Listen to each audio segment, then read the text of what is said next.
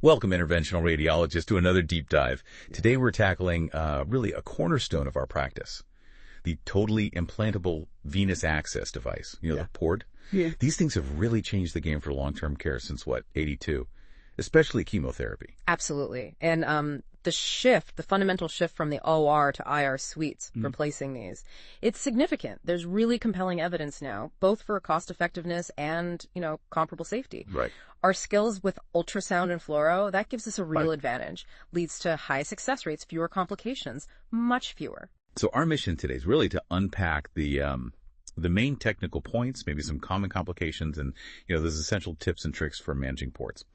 You send in some fantastic source material, so let's really get into the deeper stuff for those of you implanting and managing these devices day in, day out. Okay, so ports, we know they're versatile, right? Chemo, TPN, blood transfusions, irritating meds. But what about the actual device?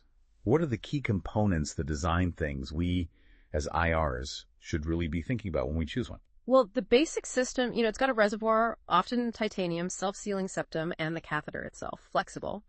But the material choice, that really matters. Silicone catheters, for instance, they show much better resistance to rupture than polyurethane ones. Interesting. Yeah, and size, too. Think about low-profile systems, like 6.5 to 8.5 French, definitely recommended for thinner patients, helps minimize skin perforation risk.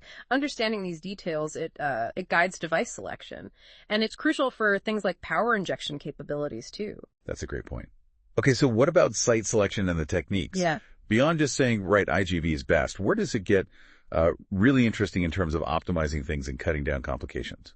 Right. The right IJV is, widely preferred. And for good reason. It's a straight path to the SVC.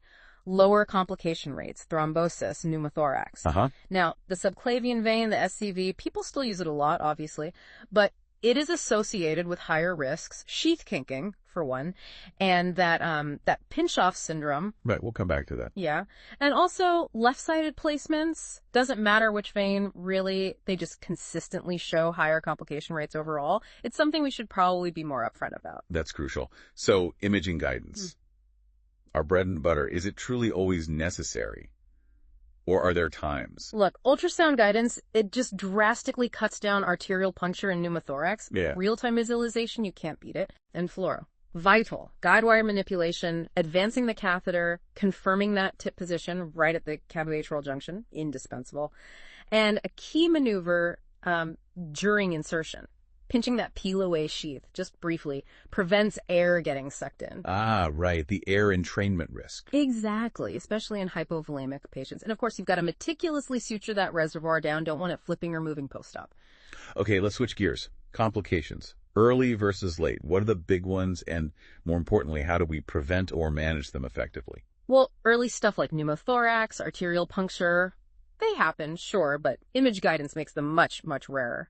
Pneumothorax with ultrasound-guided IJV access. Very uncommon. Sheath kinking, that's another early one, particularly with subclavian access. Just gotta watch for it. And long term, what pops up later down the line? Late complications are actually more frequent. Infection, that's consistently the big one. Rates run somewhere between 1.4% and maybe 5.6%. Management usually starts with antibiotics naturally, but if it's severe or certain bugs, the port has to come out. Thrombosis too, including the catheter just getting blocked, also common. But thrombolytics, like alteplase, usually very effective, restores patency nicely. Those mechanical issues, you mentioned pinch-off syndrome earlier. That sounds particularly nasty. Yeah, pinch-off. It's basically the catheter getting squeezed between the first rib and the clavicle. Mechanically, it can actually lead to the catheter fracturing. The first sign is often that pinch-off sign you see on a chest x-ray. So prevention. Prevention is key. If you have to use the subclavian, access it more laterally, away from that costoclavicular ligament. And, beyond insertion issues, sometimes removal is tough. Those catheters, been in for ages, they can be a real challenge. What do you do then? That's where advanced techniques come in. Guide wire tricks to detach it, maybe balloon dilation. It really shows our role goes way beyond just putting them in. Looking at all this, what's the one factor, based on the evidence, that consistently impacts complication rates the most? Something we can directly control. Oh, easily image guidance. using it properly. The numbers are stark. Complications drop from like 18% with the old ways down to maybe 5.6% with ultrasound. Wow, that's huge. It is. It fundamentally changes the risk-benefit calculation. Frankly, doing it blind these days, it's getting harder to justify. It's not just better, it's a different standard of care. And of course, number of puncture attempts, operator experience, those matter too. But guidance is foundational. This whole conversation, it just reinforces that port work in IR isn't just, placing a device. It's really comprehensive management, start to finish, life cycle management. Exactly. From that careful image-guided insertion all the way to tricky removals and managing the tough complications. And things keep evolving, right? Like reevaluating ipsilateral port placements. We have to stay current. It's all about patient outcomes. Absolutely. So thinking ahead, what's next for patient convenience with ports? Could we see more dedicated ambulatory settings for placement? Maybe pushing same-day discharge,